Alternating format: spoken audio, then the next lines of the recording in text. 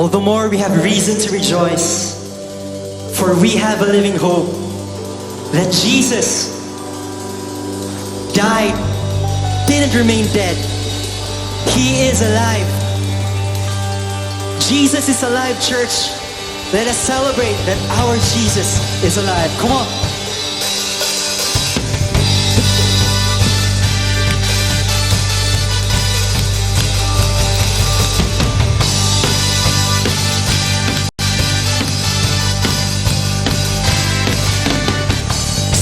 Celebrate, Jesus, celebrate.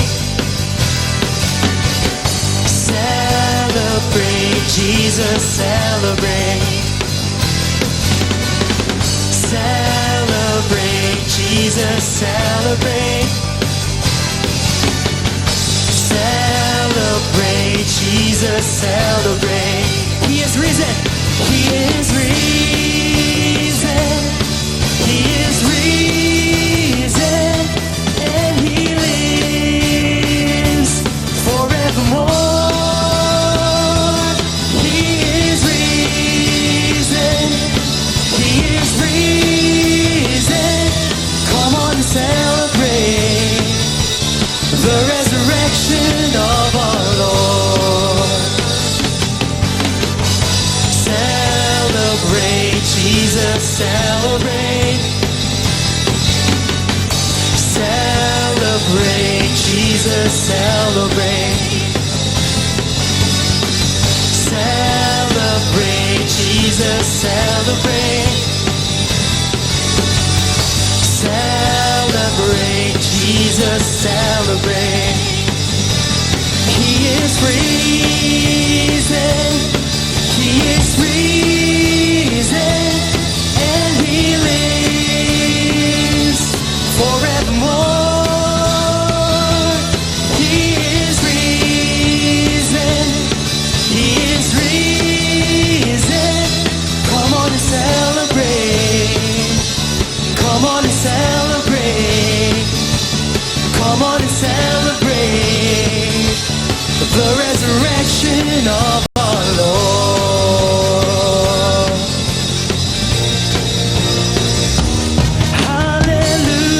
Hallelujah. Jesus is alive. Death has lost its victory and the grave has been denied. But Jesus lives forever. He's alive. He's alive. He's the Alpha and Omega. The first and last is here. The curse of sin is broken. We have perfect liberty. The Lamb of God is risen. He's alive. He's alive. He's the Alpha and Omega. The first and last is here. The curse of sin is broken. We have perfect liberty. The Lamb of God is risen. He's alive. He's alive. Hallelujah. Jesus is alive. Hallelujah. Jesus is alive.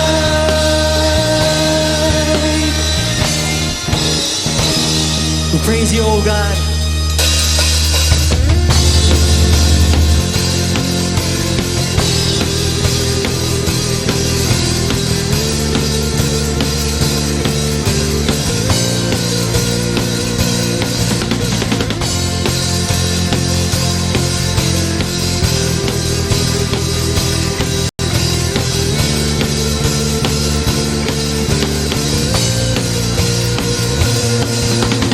God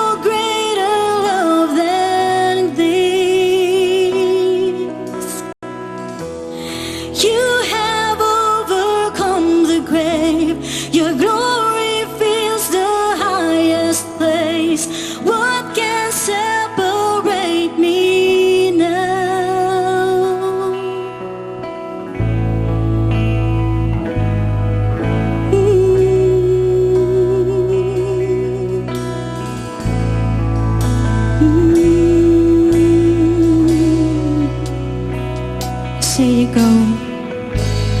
You go before me. You shield my way.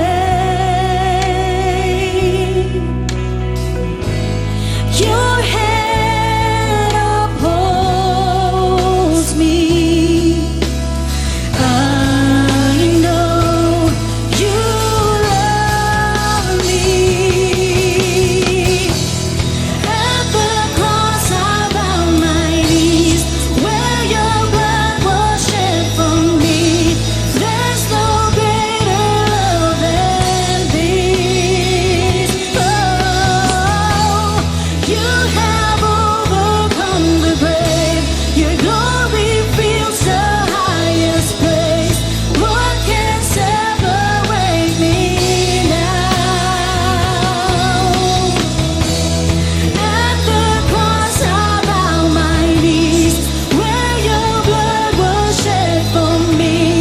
There's no greater love than this. Oh, you have overcome the grave. Your glory fills the highest place. What can separate me now? You tore the veil. You made a way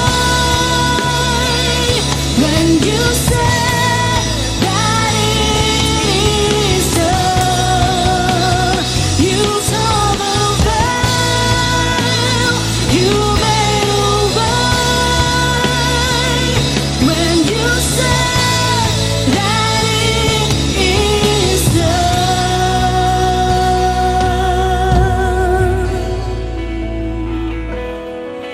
How you overcome them?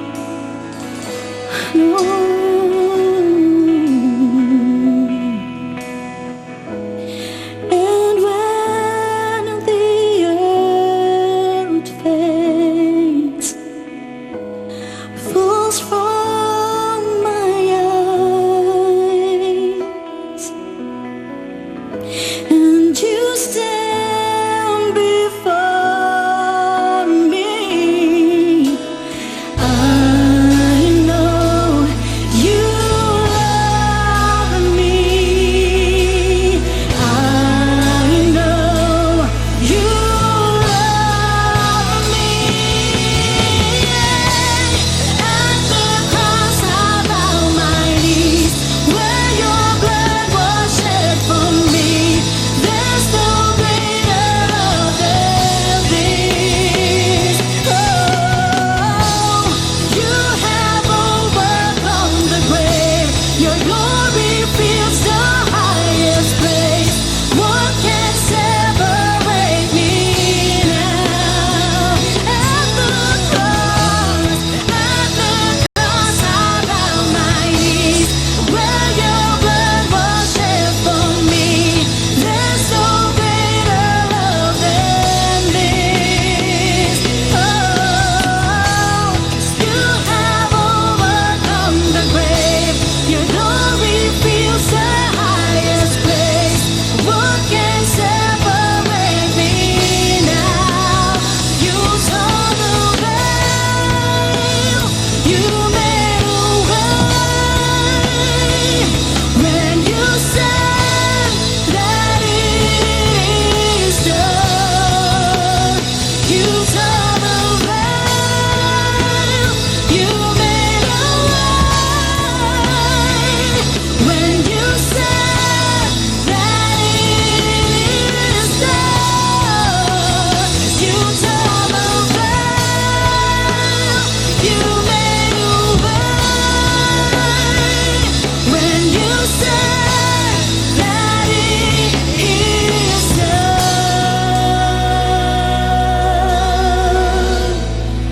Oh, you overcame the world, Lord. Thank you for the cross.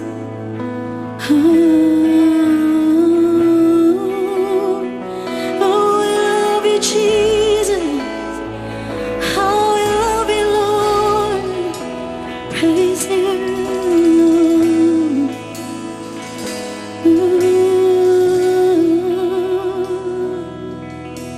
Lord, we thank you for dying on the cross for us, oh Lord, so that we may enjoy this life, oh God, that you have given us.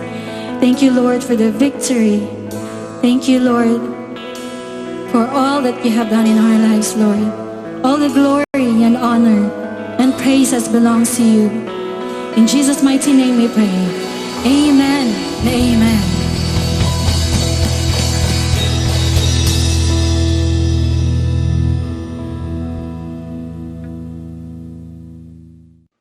Mayong adlaw kanatong tanan, diha sa ato ang tagsa-tagsa kapanimalay, nang hinaot ko nga naabtan tamo, nga ang inyuhang kasing-kasing ready gayod sa pagsimba sa ato ang Dios diha sa Espiritu ug sa kamatuoran.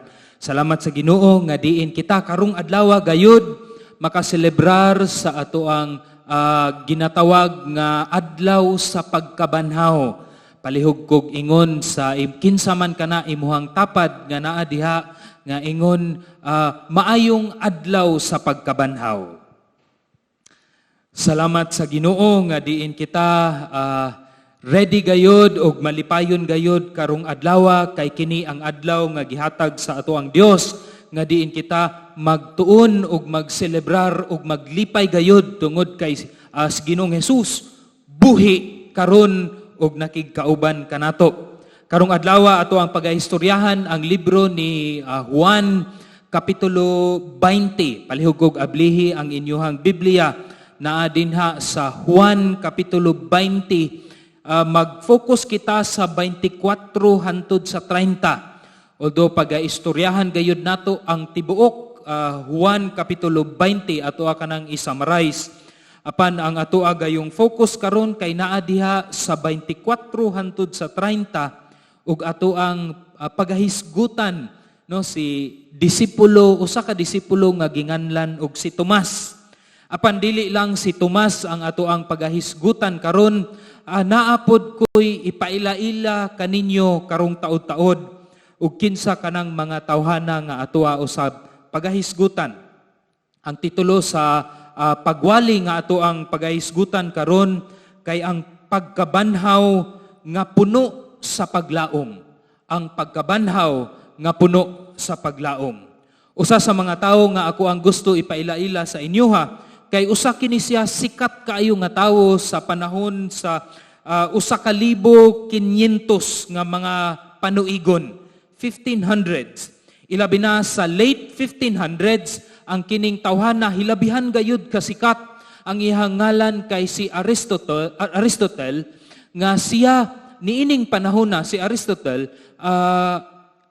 sikat kaayo sa lugar ilabi na or sa siyensya nga kalibutan.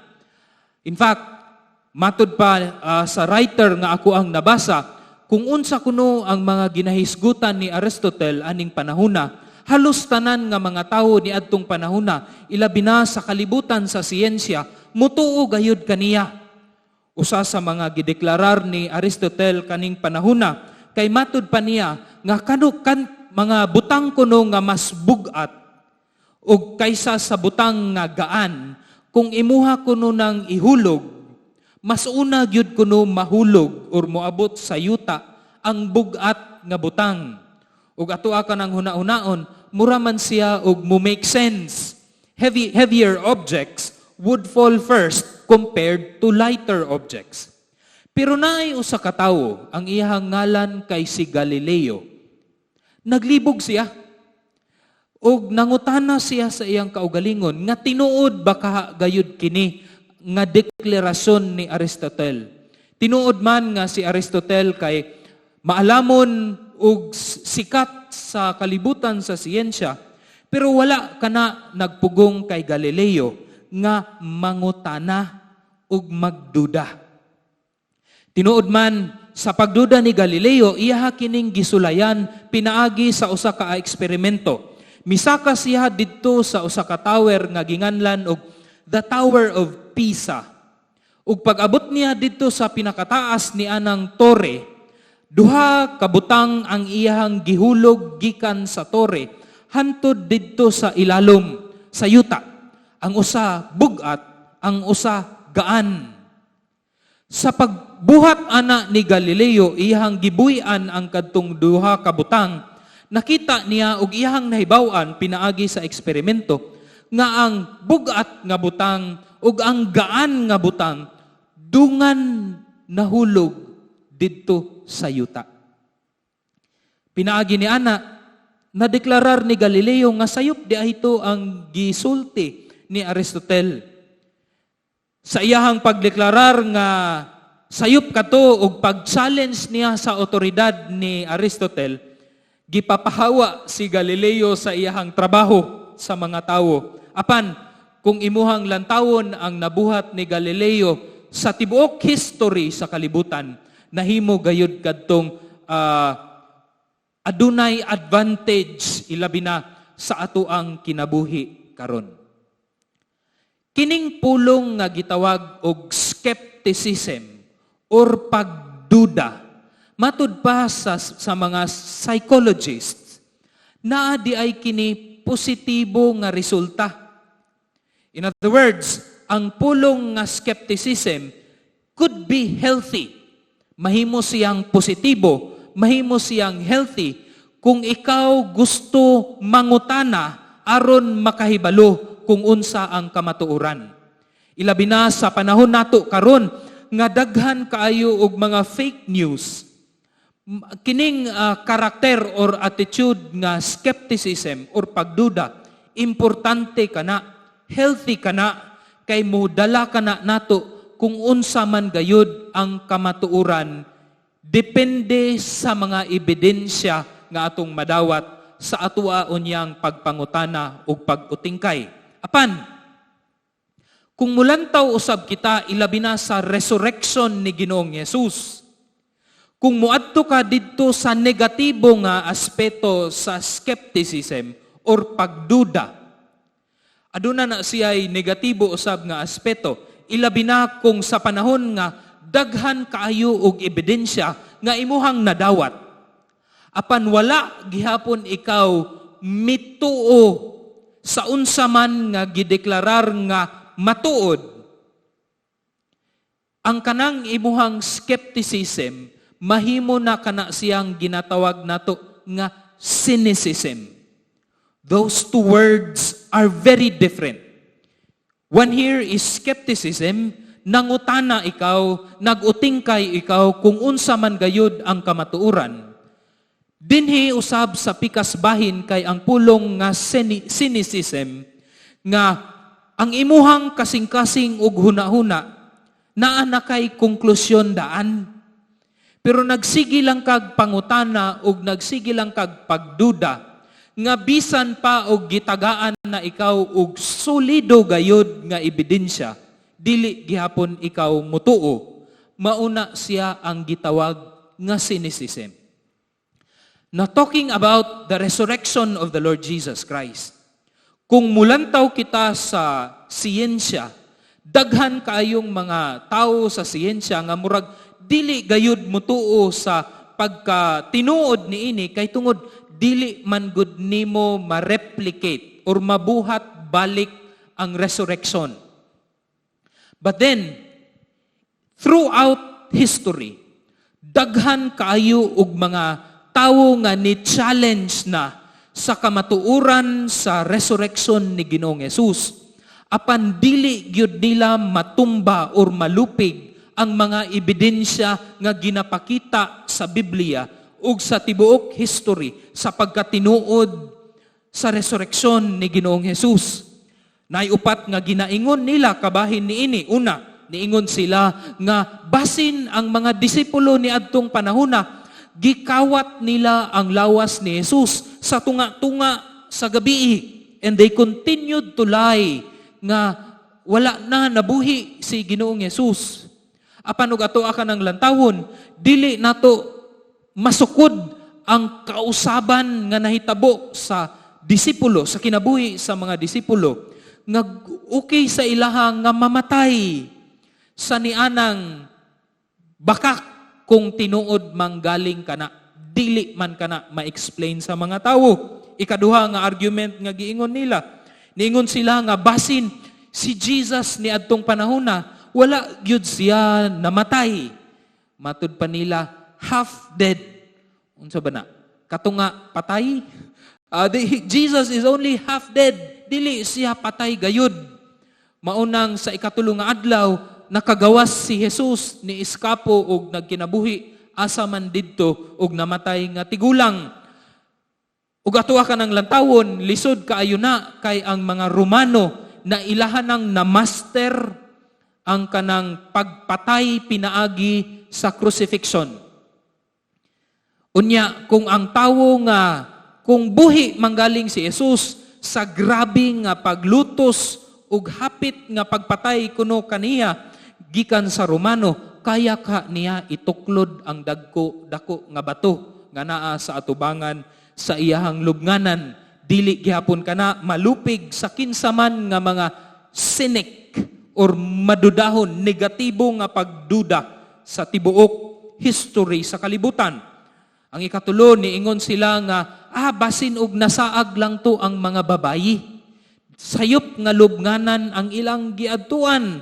Or sa ikaupat, basin nga si Joseph of Arimathea, iyahang gikuha ang lawas ni Ginoong Hesus, iyahang gibalhin didto sa pikas menteryo. Pero gimuhang lantawon, dili ma-explain ana nga kanang akusasyon, dili ma-explain kung nganong nagpakita si Jesus, the post-miraculous nga pagpakita ni Ginoong Hesus dito sa iyang mga disipulo o sa uban pang mga tao.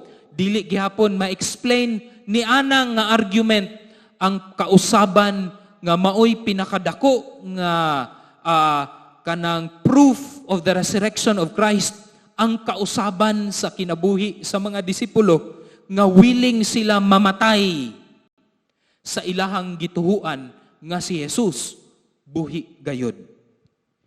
These arguments are very strong, and throughout history wala pagayoy bisag usa nakapildi ni ining tinuod nga mga ebidensya sa pagkabanhaw ni Ginoong Hesus. In other words, if many of you or kaila ninyo who are presented with these evidences sa pagkabanhaw ni Ginoong Hesus, unya dili gihapon mutuo, I believe nga kini silang mga tawhana maoy ginatawag nato nga cynic. Their minds and their hearts are already ready na sila or kumpleto na ang ilahang pagtuo nga dili gayod tinuod ang pagkadiyos ni Ginoong Hesus. It's a faith issue for them, not an evidential historical issue. Pero kabalok mo, daghan sa kalibutan gaduda ug nahimong cynic sa pagkabanhaw ni Ginoong Hesus. But do you know nga ang mga disipulo usab ni Ginoong Hesus naay panahon sa ilahang kinabuhi, ilabi na kadtong pagkamatay ni Ginoong Hesus, nahimo pod silang madudahon. They became skeptics because of the fact nga namatay ang ilahang Ginoo, ang ilahang gituhuan nga Mesiyas nga si Ginoong Hesus. Ang libro ni Juan ga-record ni ini nga sa pagsugod gayud permirong bersikulo sa kapitulo 20 sa libro ni Juan, makita nato didto nga si Maria Magdalena matud pa sa Juan 20 ang maoy una nga niadto didto sa lubnganan ni Ginoong Hesus. Pag-abot niya dito sa lubnganan, nakita niya nga wala na'y gabantay nga mga Romano. Ug wala na usab ang dako nga bato nga naa sa langob diin gi lubong si Ginoong Hesus. Sumidagan siya balik padulong dito sa mga kay Pedro ug sa mga disipulo ug niingon siya, Pedro, wala na ang lawas ni Ginoong Hesus. Wala na didto, abli ang lubnganan, kuyugi ko kay mangadto kita. Si Pedro usab, gahuna-una siguro nga basin naay nikuha sa lawas ni Ginoong Hesus kay mauman kana ang gisulti ni Maria sa iyaha. basin adunay tawo or kinsa man kana nga gikulata siguro ang mga Romano, gituklod ang dakong bato o gikuha ang lawas ni Ginoong Hesus. So Peter together with the disciples went into the tomb of the Lord Jesus Christ ug tinuod man ilang gisusi, wala na ang lawas ni Ginoong Hesus. Wala na. Wala sila naghuna-una pod sa pagkabanhaw ni adtong panahona, kundili sila tagsa-tagsa nanguli og nibalik didto sa ilang lugar. Wala kita kabalo kung unsa gayud ang ilang gihuna-una, pero kabalo kita nga wala sila gana-una sa resurreksyon, kay makita nato taud-taud nga gaduda man sila. Si Maria matud pa sa Juan kapitulo 20 nahibilin didto sa lubnganan, nagmuni-muni na ay duha ka anghel nga nigawas og nakig-istorya kaniya, ug si Jesus mismo nigawas og nakig-istorya kaniya. Pagsugod wala siya kaila, apan sa kadugayan nailhan niya nga si Ginoong Hesus. Niingon si Ginoong Hesus sa iya nga nganong nag-ingon ana man ka, ayaw ko pugni kay wala pa man ko ni saka padulong didto sa ako ang amahan. Instead, adtua ang imuhang mga kaigsuunan, imong mga brothers and sisters, ug ingna sila nga mo kaylab ako padulong sa langit didto sa ako ang amahan ug sa imuhang amahan, sa ako ang Dios, sa ako ang Ginoo ug sa imuhang Dios. Mao'y giingon ni Ginoong Hesus kay Maria. Si Maria sa pagkadungog gakarag-karag midagan didto padulong sa mga disipulo. And immediately sa pag-istorya ni Ginoong Hesus, Mary believed, matud pa sa Biblia. Nituo si Maria nga si Jesus nabanhaw ug ang iyahang gisaysay miaging mga simana ug mga bulan nga siya mabanhaw, mamatay ug mabanhaw. Nituo si Maria ni adtong tanan. Si Maria miadto sa kang Pedro ug sa mga disipulo ug niingon siya nga buhi ang ato ang Mesiyas, ang ato ang Dios nga si Ginoong Hesus. Buhi apan makita nato ilabi na sa Lucas 24 nga istorya ni Luke, ang mga disipulo did not believe in Mary. They didn't believe in Mary. Gikan ni atong buntaga, naabot sa gabi, ma-imagine nato nga si Maria siguro gasigi og istorya sa mga disipulo, gasigi og istorya nga buhi lagi si Ginoong Hesus, nakita nako siya, probably nahikapan or nasimutan nako si Ginoong Hesus. But the disciples did not believe until it was evening. Hantod sa kagabihion, nagtapok ang mga disipulo ni adtong gabiuna didto sa balay nga diin asa sila gapuyo. Unya mitungha si Ginoong Hesus sa ilahang atubangan.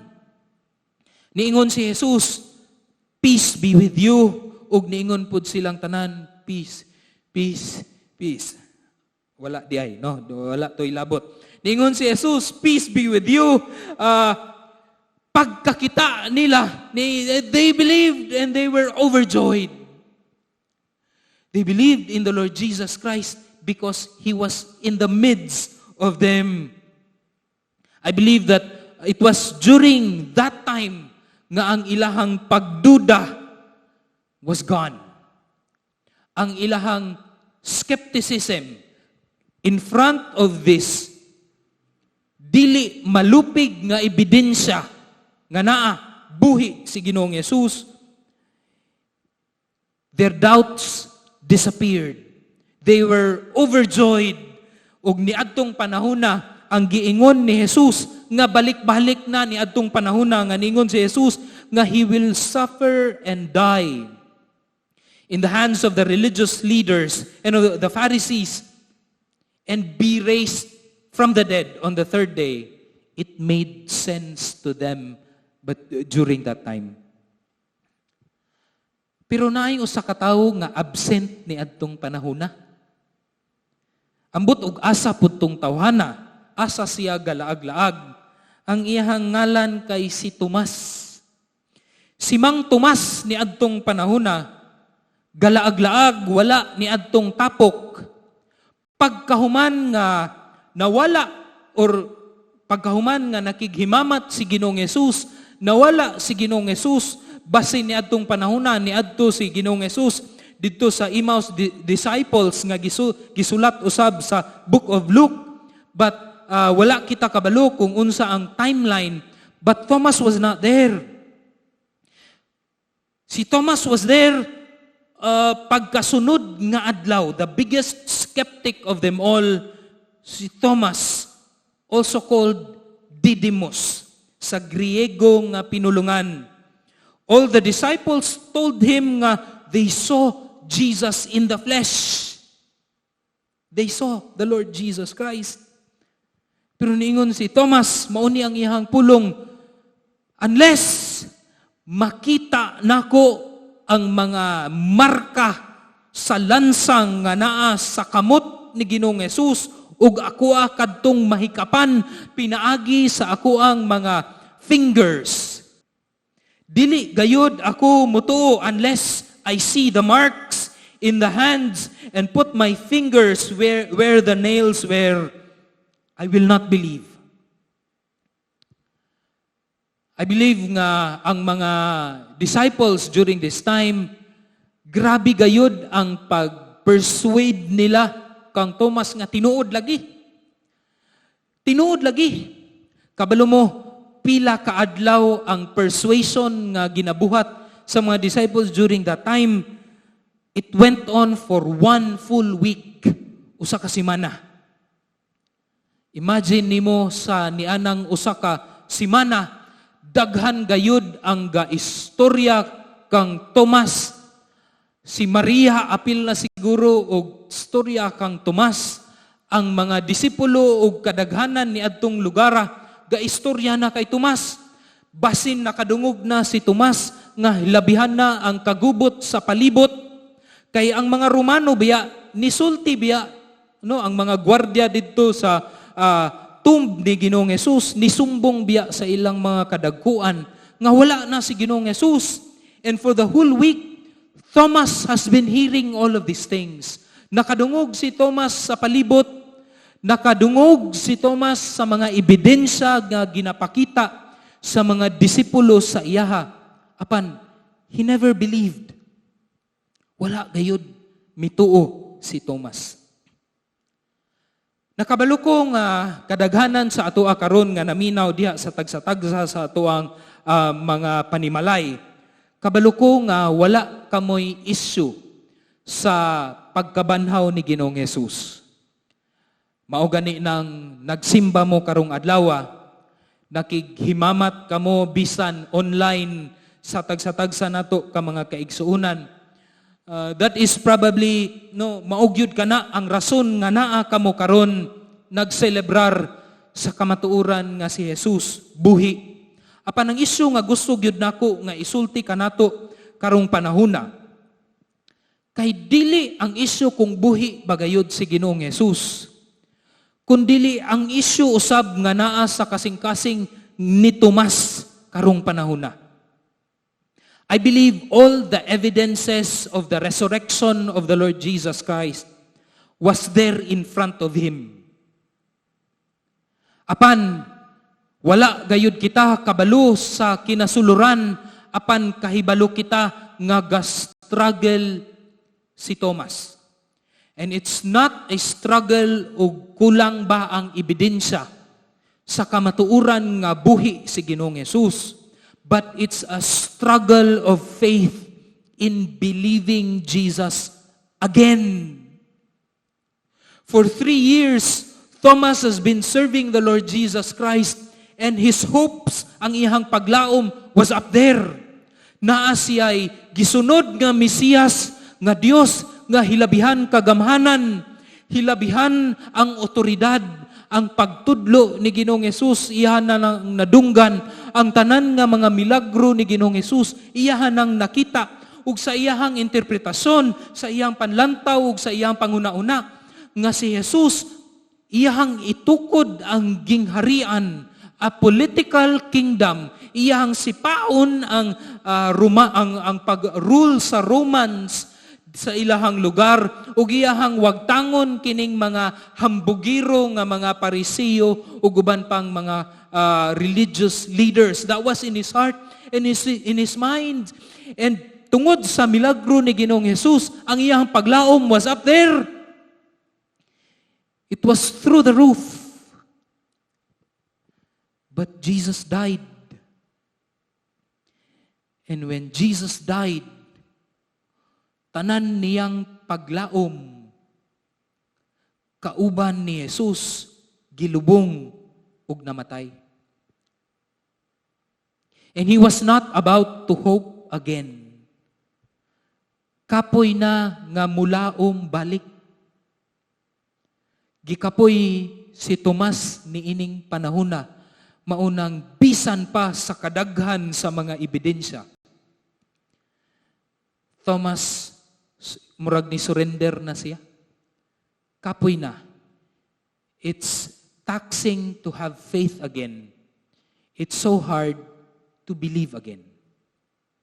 That was the situation of Thomas during this time.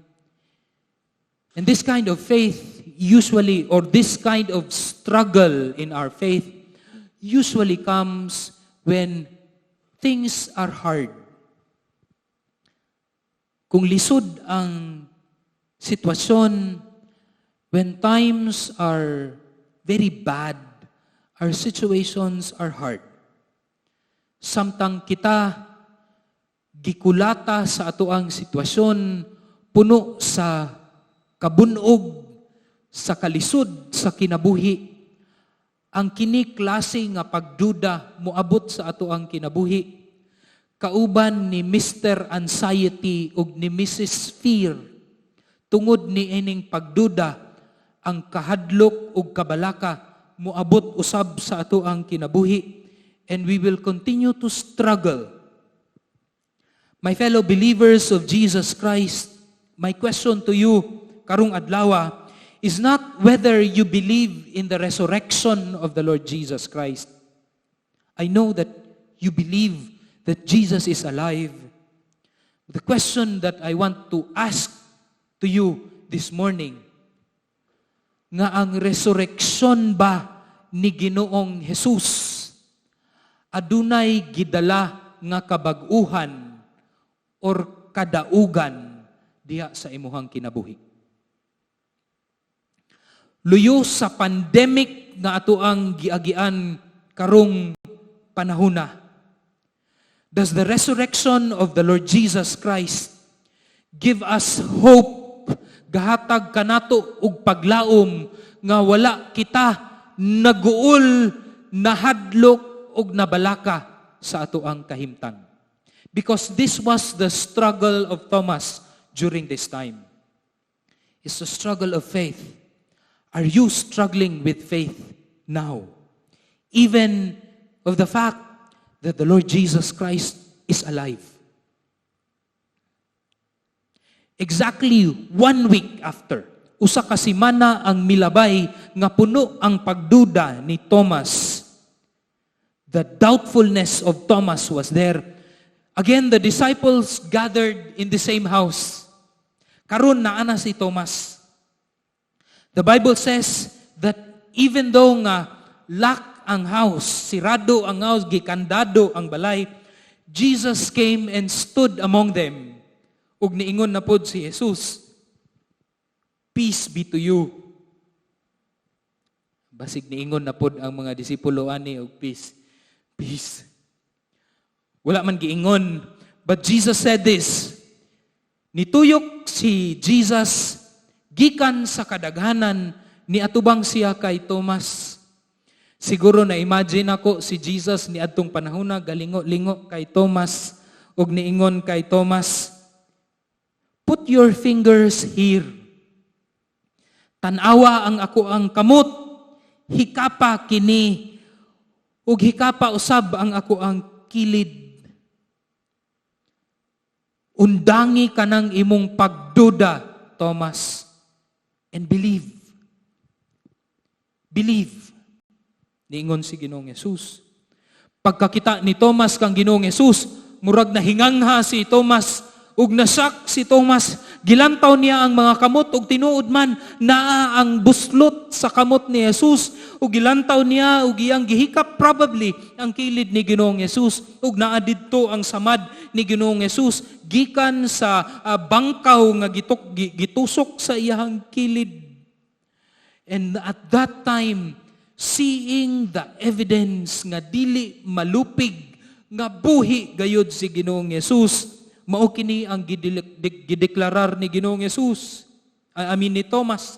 Ningon si Thomas kang Ginoong Jesus, ako ang Ginoo ug ako ang Dios, my Lord and my God. Few words, but those words are heavy. Bugat kaayo sa pagtuo, bugat kaayo theologically. When Jesus heard those words from Thomas, niingon si Jesus kay Thomas, blasphemy! Blasphemy! Mga kaigsuunan, ato ang labayon si Thomas. Kay nagdeklarar siya og usa ka pulong nga blasphemous. Lantawa palihog ang inyuhang Biblia, ug mao ba na ang giingon ni Ginoong Jesus? Kay bugat kadtong gisulti ni Thomas, nga kung muingon ang usa ka tawo sa lain nga tawo nga siya ang Dios, didto sa Jerusalem ni adtong panahona, ay di man nga labayon na siya og bato hangtod mamatay. But Jesus did not say that to Thomas. Ang giingon ni Jesus kang Thomas, niingon siya, kining mga pulunga, tungod ba kay nakakita ka nako, Thomas, mituo ka? Na mas adunay panalangin, blessed, kadtong mga wala nakakita kanako, apan mituo.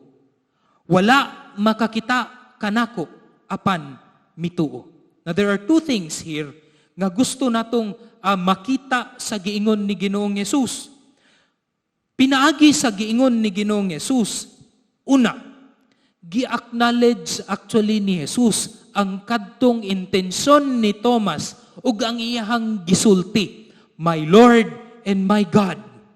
Gi-acknowledge kato ni Ginoong Jesus nga tinuod sa iyaha, because that was the statement of faith ni Thomas kang Ginoong Jesus, my Lord and my God. Na kung kita adunay pangutana nga gisulti bagayod ni Jesus nga or gatuo ba si Jesus mismo nga siya Dios, pwede ninimo tan-awon? Because Jesus acknowledged that He is God. My Lord and my God. Gi-acknowledge kana ni Ginoo ni Jesus nga mao kato ang pagtuo ni Thomas. Ug ang ikaduha nga gi-acknowledge ni Ginoong Jesus, gi-acknowledge usab ni Ginoong Jesus nga naa di ay pagtuo nga mas mapanalanginan pa, mas puno sa panalangin kumpara sa klase sa gideklarar nga pagtuo ni Thomas. Mao kana ang kadtong mga pagtuo sa mga tawo nga wala nakakita ni Ginoong Jesus physically. But because of the words of the Bible, ug tungod sa kamatuuran sa ebidensya nga si Jesus gayud buhi, ning tuo sila kang Ginoong Jesus, bisan ug wala nakakita, matud pa ni Jesus, mas bulahan kini silang tanan. And this is the heart of the resurrection of the Lord Jesus Christ. Sa kalibutan nga puno sa pagduda, sa kalibutan nga wala gayoy kanang mulungtad hangtod sa hangturan, sa kalibutan nga puno sa kahuyang, ang pagkabanhaw ni Ginoong Jesus nag-awhag kanato nga mutuo, bisan nga wala kita makakita kaniya. ug kini klase nga pagtuo matud pa ni Ginoong Hesus, mas bulahan. Mas bulahan. Unsa may atuang dapat tuhuan kabahin kang Ginoong Hesus, na dapat ang atuang pagtuo, klase nga pagtuo kang Ginoong Hesus, pareho sa gideklarar ni Tomas, to believe in Jesus, who is the Messiah, the Son of God, our Lord, ang atuang Ginoo ug atuang Dios, ug ang promesa nga naa sa pinaka-last sa kapitulo 20 sa libro ni Juan, ang promesa kay pinaagi sa atuang pagtuo, we may have life in His name. Life in His name. Naay usa ka tawo nga ginganlan og si Carl Gustav Boberg. Niadtong panahona, 26 ang iyahang edad. Usa siya ka pastor didto sa lugar sa Sweden. Matud pa sa istorya na ako noy dako kaayo nga thunderstorm during that time, ug ang balay ni ang simbahan nga diin asa gapuyo si Carl Boberg was up in the mountains, ug kusog kaayo ang lamba-lamba sa hangin didto sa iyahang gipuy-an. Nahitabo kato sa kadomingo sa hapon pagkahuman gayud sa ilahang pagsimba. Didto gilamba-lamba ang iyahang mga purtahan ug ang iyahang mga lugar didto sa taas. Pero nakita ni Carl Boberg nga didto sa ilalom, mas grabe usab ang hangin nga gilamba-lamba didto ang mga kahoy, ang mga pananom ug ang mga balay sa iyahang mga miyembro. Boberg was watching all of that hangtod nga milabay ang dakong thunderstorm, maayo na lang nga wala gayoy namatay didtong panahona. But yet as he looked up, nilantaw siya didto sa taas, naklaro niya ang wala nay grabe nga dagom, ug nakakita siya og usa ka rainbow. A rainbow. And this rainbow put a smile in the face of Carl Boberg. Ug nakahinumdom siya sa promesa sa Dios pinaagi kang Noah ni adtong panahona. And pinaagi ni adtong usa ka dako nga rainbow, he was reminded of the faithfulness of God. He was reminded that God is a promise keeper. Ug pinaagi ni adto nga rainbow, si Carl Boberg was ang iyang thanksgiving, pagpasalamat sa Dios kay gauros-uros ug nagsimba siya sa Dios niadtong panahona. And he wrote those words nga nigawas sa iyang baba niadtong panahona. Ningon siya, O Lord my God, when I in awesome wonder consider all the worlds thy hands have made, I see the stars, I hear the rolling thunder, thy power throughout the universe displayed. Nipadayon si Carl Boberg, and when I think of God, His Son, not sparing, sent Him to die, I scarce can take it in. That on that cross, my burden gladly bearing, He bled and died to take away my sin. Then sings my soul, matud pa ni Carl Boberg, my Savior God to Thee, how great is our God, how great is our God.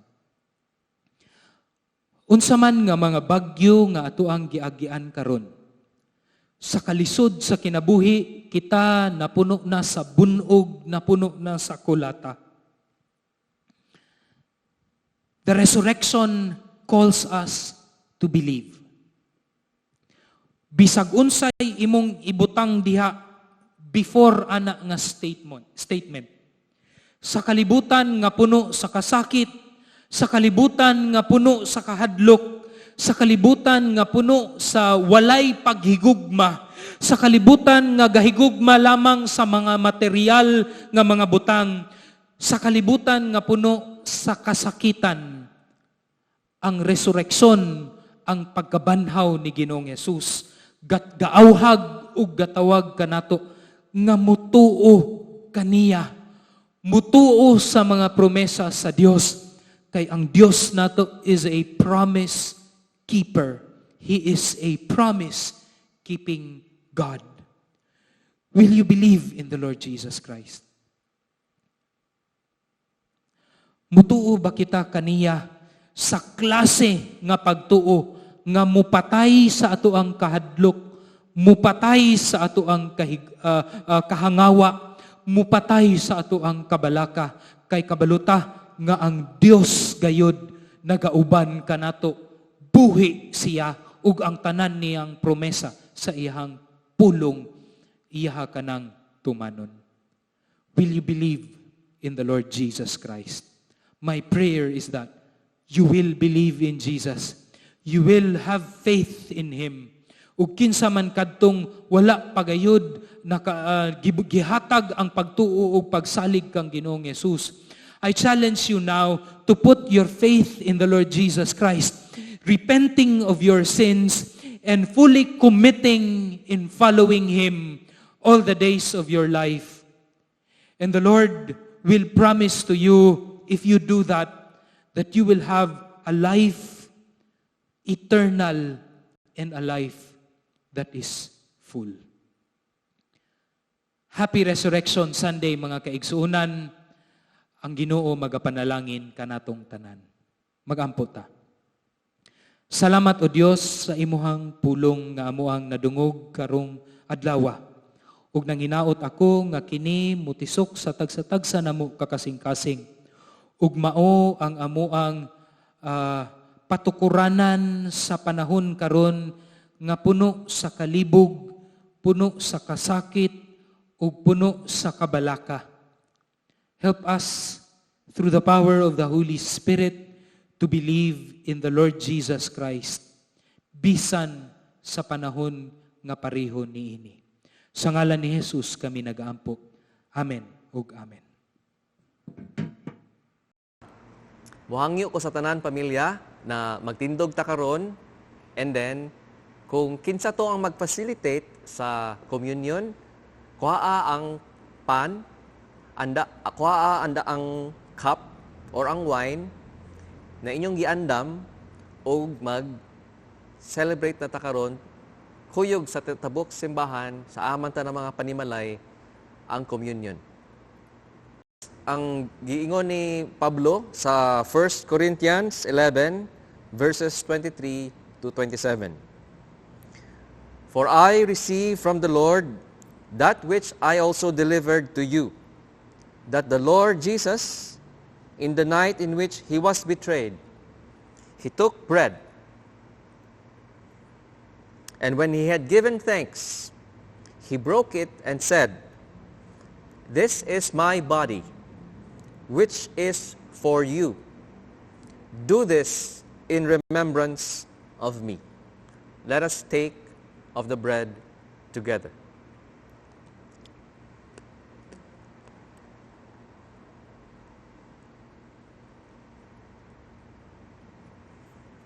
In the same way, He took the cup also after supper, saying, "This cup is the new covenant in my blood. Do this as often as you drink it in remembrance of me." Let us drink of the cup together.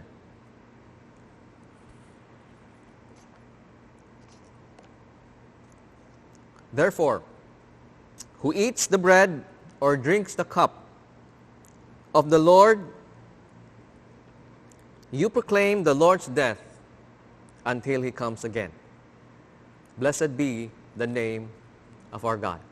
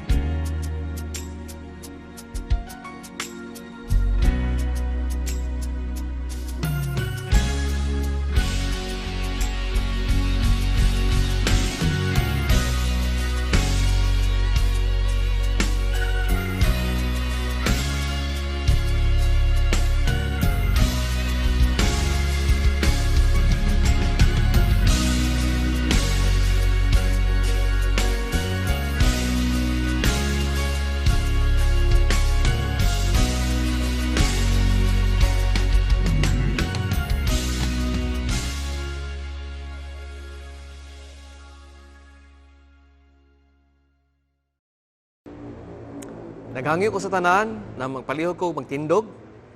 Idungo na to atong mga ulo o atong imang piyong atong mga mata para sa atong closing prayer. Ginoo, nagpasalamat kami sa imuhang pulong. Nagtuo kami, Lord, na importante kayo imong pulong sa tanan aspeto sa among kinabuhi. Salamat, Lord, sa karon sa nag-celebrate kami sa Easter Sunday. Salamat na even sa story ni Tomas na gikapoy siya, nagduda siya, pero ang imuhang pasensya, imuhang kaluoy, imuhang grasya, nagpabilin sa ayaha, Lord, ug kami tanan na encourage ana na mensahe, ug sa even sa imong wonderful na mga pulong, Lord, na ingon ka na maski kami, Lord, na wala gid mi nakakita sa imo physically, pero nagtuo kami na tinuod ka, na nabanhaw ka sa ikatulo na adlaw sa sacrifice na imong gibuhat, Lord, dito sa cross, sa Kalbaryo 2,000 years ago, Lord. And tungod ana, Lord, nagpasalamat and nag-rejoice kami sa imong gi-promise, Lord, imong gisaad na pinaagi kang Hesukristo kami mapasaylo, pinaagi kang Hesukristo kami maging imo kaming himuon og imuhang anak. And now, to Him who is able to do far abundantly more than all that we can ask or think, according to the power at work within us. To Him be glory in the church and in Christ Jesus throughout all generations, forever and ever. And all of God's people will say, Amen. Hallelujah.